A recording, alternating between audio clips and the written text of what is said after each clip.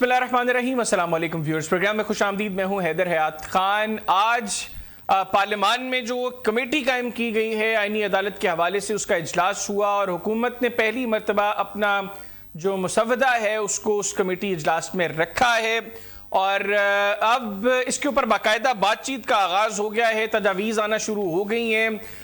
As per मौलाना फजल रहमान साहब, इस चीज़ के ऊपर इत्तफाक हो गया है कि इत्तफाक़ राय से ये तरमीम जो है ये करवाई जाएंगी, लेकिन हुकूमत को उजलत किस चीज़ की है, किस चीज़ की जल्दी है, ये एक बड़ा अहम सवाल है जो बार बार मौलाना साहब भी पूछ रहे हैं। तहरीक इंसाफ भी कह रही है कि हुकूमत क्यों जल्दबाजी में ये तरमीम करवाना चाह रही है, जबकि बार बार मुल्क के अंदर एक बड़ी तरमीम जो 18वीं आईनी तरमीम है उसका हवाला दिया जाता है जी के पीपल्स पार्टी ने किस तरह कंसेंसस के साथ वो तरमीम करवाई थी। तो उस तरमीम में तकरीबन 9-10 माह का पीरियड लगा था जिसमें कंसेंसस डेवलप हुआ था। तो इस तरमीम के लिए हुकूमत क्यों जल्दबाजी में चीज़ें जो है वो लेकर आगे चल रही है, प्रोग्राम में इसको डिस्कस करेंगे। फिर ये कंसर्न्स भी हैं मौलाना फजल रहमान साहब के, पाकिस्तान तहरीक इंसाफ के भी, इवन बिलावल भुट्टो जरदारी साहब ने भी कहा कि हम ये चाहते ज़रूर हैं कि आईनी अदालतों का क़याम हो। आज जो पीपल्स पार्टी की जानिब से मुसवदा शेयर किया गया है उसमें वफाक के लिए अलग और चारों सूबों के लिए अलग अलग आईनी अदालतों के क़याम की तजवीज़ पीपल्स पार्टी की जानिब से सामने है, लेकिन बिलावल साहब ने कहा है कि हम पर्सन स्पेसिफिक तजावीज़ जो है वो तरमीम नहीं करना चाहते हैं। हमारे लिए तमाम जजेस सुप्रीम कोर्ट के, बाकी कोर्ट्स के ऑनरेबल हैं और हमें आईनी अदालतों के क़याम के हवाले से इन तरमीम में कोई जल्दी भी नहीं है। अगर जल्दी होगी तो हुकूमत को होगी। उसके बाद पाकिस्तान तहरीक इंसाफ के रहनुमा असद कैसर साहब ने यह क्लेम किया है कि पाकिस्तान तहरीक इंसाफ के अरकान कौमी असम्बली को 20-20 करोड़ रुपए की रिश्वत की ऑफर भी की गई है और अरकान के हवाले से ये कहा जा रहा है कि वो अंडरग्राउंड हुए हैं। इन तमाम चीज़ों को प्रोग्राम में डिस्कस करेंगे। मेहमानों का तारुफ आपसे करवाता चलूँ। वीडियो लिंक पर मेरे साथ मौजूद है पाकिस्तान मुस्लिम लीग नवाज के सीनियर रहनुमा हाजी ताहिर हनीफ साहब और वीडियो लिंक पर ही मुझे ज्वाइन किया है पाकिस्तान तहरीक इंसाफ के रुकन कौमी असम्बली मलिक शफकत अवान साहब ने, जबकि टेलीफोन लाइन पे मेरे साथ मौजूद है पाकिस्तान पीपल्स पार्टी के मरकजी additional general secretary Zulfikar Ali Badar साहब। आप तीनों मेहमानों का बहुत बहुत शुक्रिया। आगाज में मलिक शफकत अवान साहब आपसे करूंगा क्योंकि बड़ी देर से पाकिस्तान तहरीक इंसाफ की कह रही थी कि हुकूमत कम से कम अपना एक्चुअल मुसवदा सामने लेकर है, तो आज हुकूमत ने एक्चुअल मुसवदा जो है वो कमेटी के सामने रख दिया है। कल फिर इजलास होगा। आज की इस पेशरफ्त को पाकिस्तान तहरीक इंसाफ भी पॉजिटिवली देखती है कि चले कम से कम एक डॉक्यूमेंट तो सामने आया, अब इसके बाद इसके ऊपर आर्ग्यूमेंट्स होंगे, इसके ऊपर जो है वो मामला को आगे बढ़ाने की कोशिश की जाएगी। जी शुक्र है, अल्हम्दुलिल्लाह कम से कम कोई मुसवदा तो सामने आया है।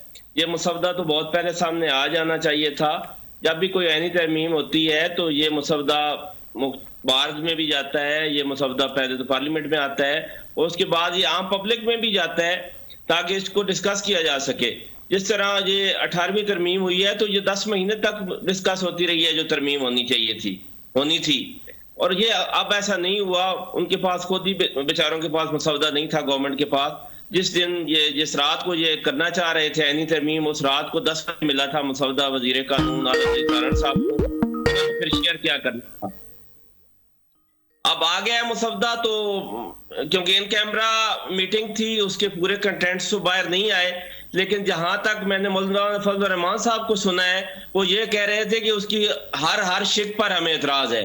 अच्छा, तो वो कोई भी ऐसा काबिल कबूल मुसवदा नहीं है जैसा कि पहले सुनने में आ रहा था कि उसमें ये भी हो रहा है ये भी हो रहा है। तो मैं ये समझ रहा हूँ कि आईनी अदालत तो नहीं तो आईनी बेंच के हक में हम भी हैं, मौलाना फजल रहमान साहब भी हैं और तमाम पॉलिटिकल पार्टीज को होना चाहिए। शायद आपने ये सुना होगा कि 65,000 केसेस जो हैं इस वक्त सुप्रीम कोर्ट ऑफ पाकिस्तान में पेंडिंग है, जिसमें से सिर्फ 175 केसेस ऐसे हैं जो कॉन्स्टिट्यूशनल मैटर है जी। 175 एग्जैक्ट फिगर मैं आपको बता रहा हूँ, जिसमें 154 जो है वो केसेस हैं और 19 सो मोटो एक्शन है या 21। तो अब क्या 175 केसेस के लिए आप पूरी ये कोर्ट बनाएंगे जो above the supreme court of Pakistan होगी?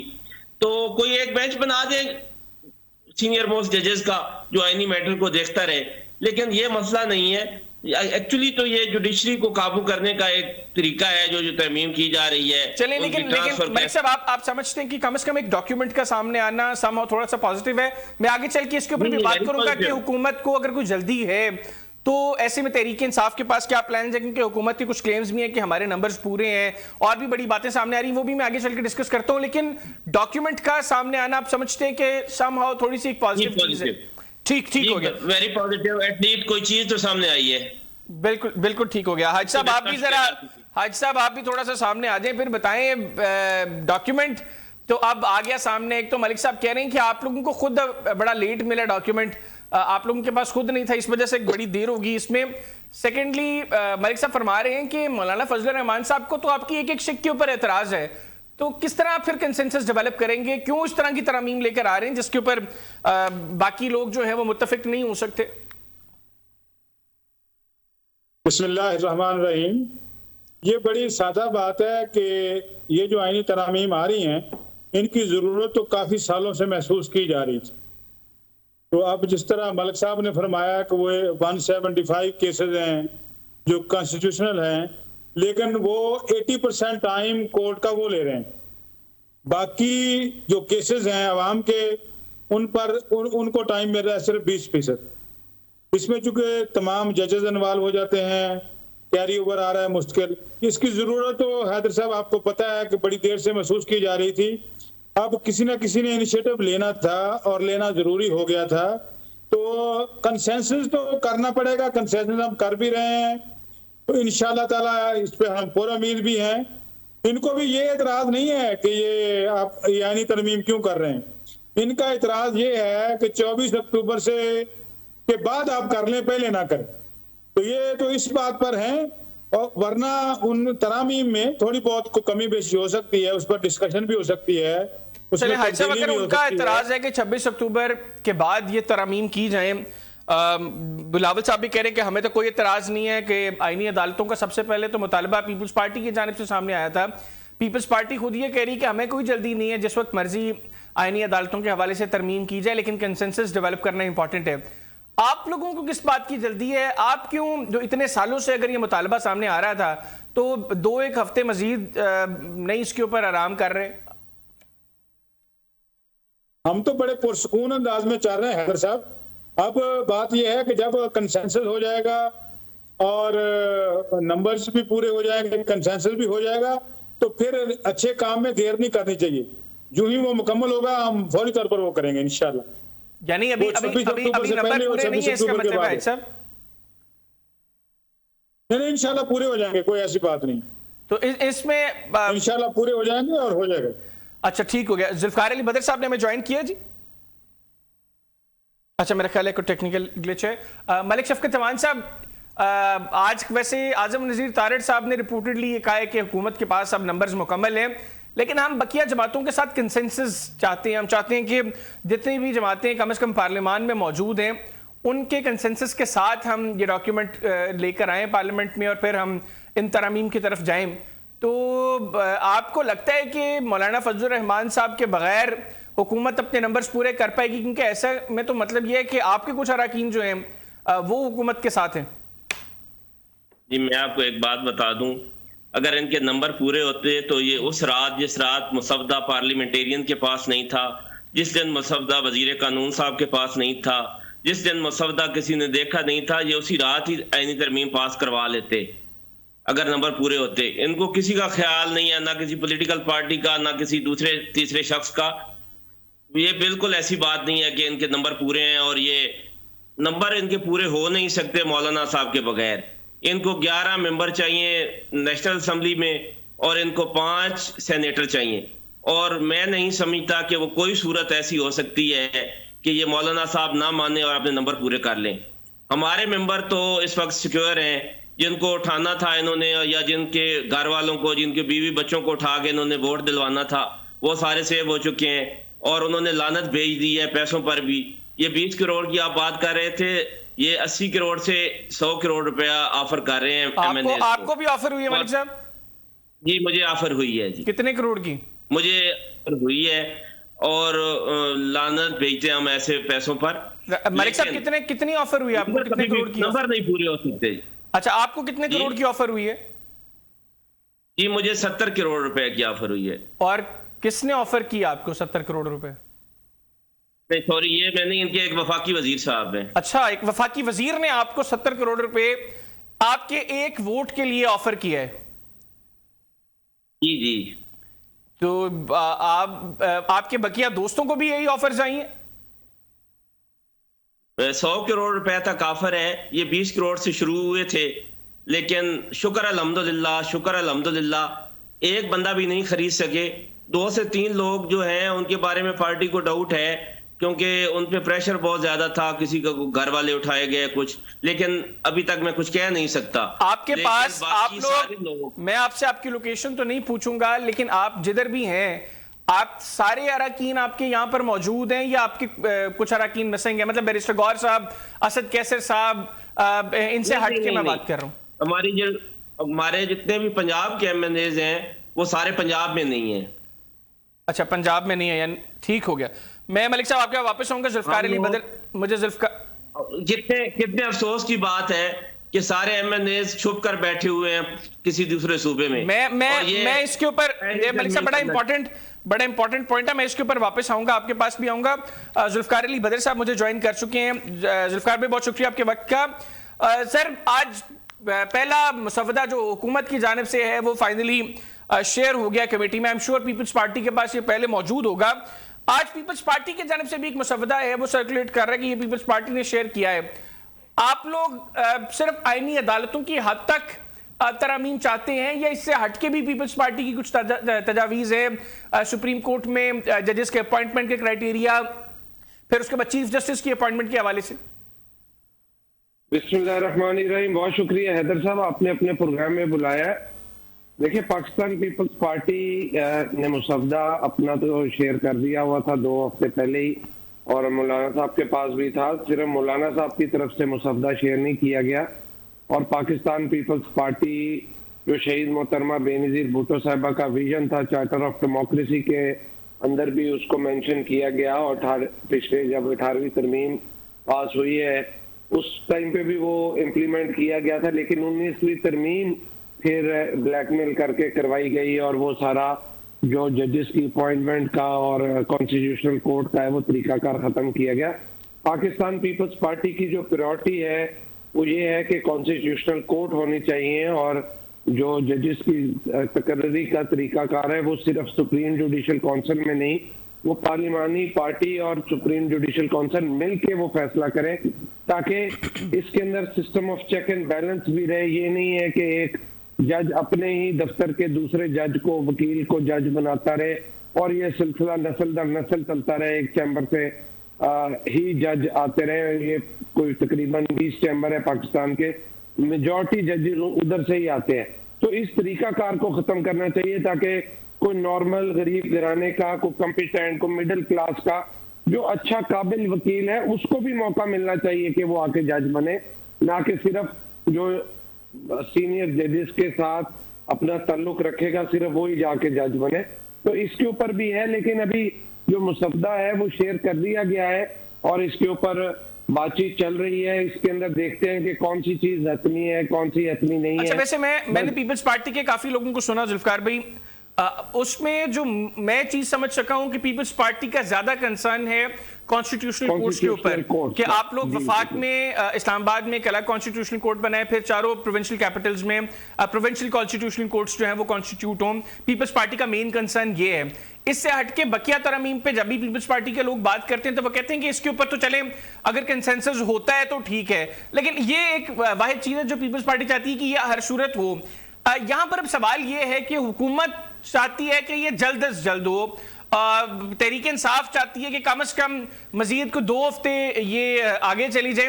पीपल्स पार्टी क्या चाहती है? आप भी चाहते हैं कि विद इन 2 वीक्स ये अमेंडमेंट हो जाए, या आपको कोई इससे गर्ज नहीं है, ये 2 हफ्ते बाद भी हो जाए तो कोई मसला नहीं है? देखिए, बिलावल भुट्टो जरदारी साहब इसमें ये बात कह चुके हैं, 12 दफा कह चुके हैं कि इससे उनको कोई फर्क नहीं पड़ता ये 25 अक्टूबर से पहले हो या बाद में हो। सही, लेकिन हुकूमत की ये कोशिश है कि 25 अक्टूबर से पहले हो। हुकूमत की ये कोशिश क्यों है आपके नजदीक जुल्फकार भी? ये हुकूमत, देखिए, हुकूमत ने पहले भी कोशिश की थी। अगर हुकूमत नंबर पूरे कर लेती है और तमाम इत्तेहादियों को ऑन बोर्ड कर लेती है, तमाम स्टेक होल्डर्स के साथ, मुख्तलिफ पार्टियां उनके हेड्स के साथ, और नंबर पूरा हो जाता है तो ये पार्लियामेंट का इस्तेकाक है, पार्लियामेंटेरियंस का ये राइट है, प्रोगेटिव है कि वो आईनी तरमीम करे, इसमें उनको कोई रोक नहीं सकता। लेकिन इसके ऊपर सबसे पहली चीज जो प्रायोरिटी है वो है नंबर पूरा करना। बिल्कुल। आज वैसे बिलावल भुट्टो जरदारी साहब ने भी कहा कि आजम नजीर तारिड़ साहब ने कमेटी में कहा है जी कि हुकूमत के पास नंबर्स पूरे हैं, लेकिन हम चाहते हैं कि बकिया पार्टीज को भी साथ लेकर चला जाए, सबका रोल हो इस अमेंडमेंट के अंदर। मलिक शफकत अवान साहब कह रहे हैं कि जमीयत उलमा इस्लाम भी अभी आप लोगों को ग्रीन सिग्नल नहीं दे रही, फिर उनका ये कहना है कि हमारे भी एमएनएस जो हैं उनको 80-80 करोड़ 100-100 करोड़ की 1-1 अरब की जो है वो ऑफर हुई है, लेकिन हम लोग भी अपने जमीर बेचने को तैयार नहीं है। ऐसे में आपको लगता है कि वाकईतन हुकूमत का ये जो क्लेम है, जो बिलावल साहब ने भी आज कहा कि हुकूमत के पास नंबर गेम मुकम्मल है, ये दुरुस्त है?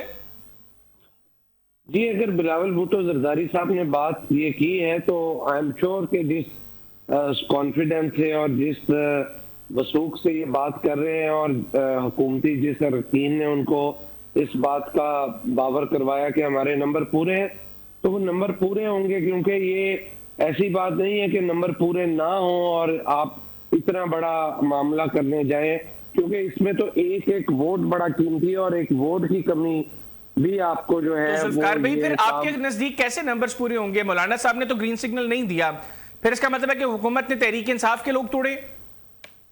देखिए, ऐसा नहीं है कि कोई तोड़े, इसमें मौलाना साहब को कोशिश की जा रही है ऑन बोर्ड करने की। मौलाना साहब ऑन बोर्ड होंगे तो ही ये आईनी तरमीम की जा सकेगी। नहीं, लेकिन नून लीग कह रही है कि मौलाना साहब के बगैर भी हम आईनी तरमीम कर सकते हैं, लेकिन हम सिर्फ चाहते हैं कि मौलाना साहब इस अमेंडमेंट के प्रोसेस का हिस्सा हो।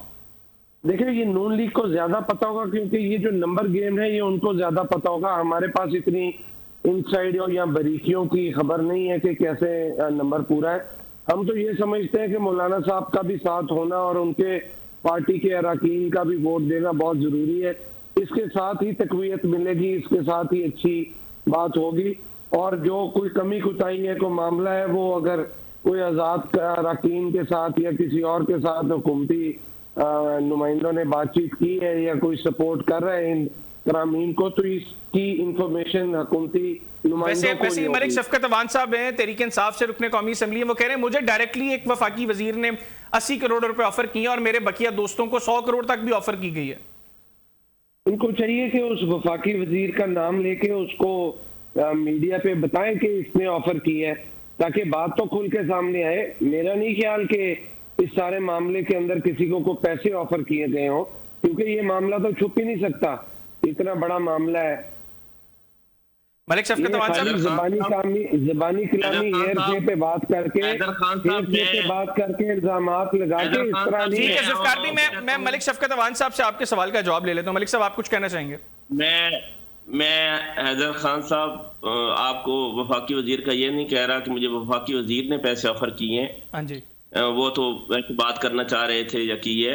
मैं ऑन ओथ कहता हूँ कि ऑफर की गई है पैसों की, ऑन ओथ कह रहा हूँ। और मैंने 80 करोड़ कह दिया, आपको 70 करोड़ की ऑफर की गई है? ये मुझे 70 करोड़ की गई है, लेकिन और इससे ज्यादा भी की गई है लोगों को। लेकिन ये क्या 100 करोड़ हो जाए या 100, नहीं, बहस ये नहीं है। आप दुरुस्त कह रहे हैं, बहस ये नहीं है 70 करोड़ रुपए हो या 70 रुपए हो या 70 अरब हो। ऑफर आप ऑन ऑथ कह रहे हैं कि आपको ऑफर की गई है। मैं ऑन ऑथ कह रहा हूं कि मुझे ऑफर हुई है। और वफाकी वजीर ने डायरेक्टली ऑफर नहीं किया आपको? नहीं, वफाकी वजीर ने मुझे ऑफर नहीं की है। वो तो वैसे मुझसे बात करके कुछ मुझे मनाना चाह रहे थे। अच्छा, वैसे हुकूमती सर्कल्स से आपको अप्रोच किया गया या अदरवाइज सर्कल्स जो ज्यादा इंपॉर्टेंट हैं इस वक्त? अदरवाइज सर्कल से अप्रोच किया गया। ब्रेक का मुझे कहा जा रहा है, मैं ब्रेक के बाद हाजी साहब के पास वापस आऊंगा। नाज़रीन, प्रोग्राम में एक छोटा सा ब्रेक लेंगे, ब्रेक के बाद वापस आएंगे। बड़ा इंपॉर्टेंट चीज़ है, आज असद कैसर साहब ने भी कहा कि हमारे अरकान को जो है वो 20-20 करोड़ की ऑफर की जा रही है। अभी मलिक शफकत अवान साहब कह रहे हैं कि 70 करोड़ तो मुझे ऑफर कर दी, उन्होंने कहा मैं ऑन ओथ ये बात कहने को तैयार हूँ। और बकिया जो उनके दोस्त हैं उनको 1 अरब तक की ऑफर की गई। बहुत बड़ी चीज़ है कि हुकूमत एक जानब ये क्लेम करी है कि हमारे पास नंबर गेम्स में हम कामयाबी हासिल कर चुके हैं, हमारे पास पूरे हैं नंबर्स, तो और दूसरी जानब जो है दूसरे एंड की क्लेम्स आ रहे हैं। प्रोग्राम के ब्रेक के बाद इसको डिस्कस करेंगे कि नहीं जाएगा। Stay with us.